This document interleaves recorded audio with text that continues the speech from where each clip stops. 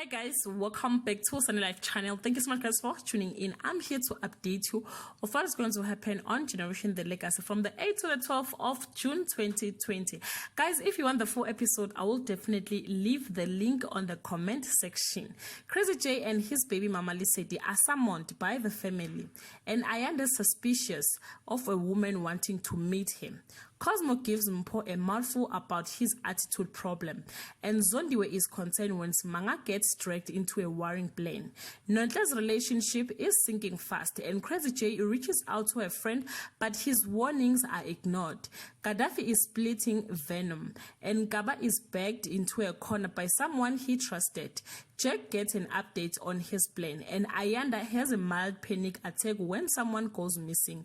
Elsewhere, TD has some truth for Gaddafi to hear. Guys, that's all I have for today. You can leave your comment below and share your thoughts. Till once again, I love you so much, guys. Bye.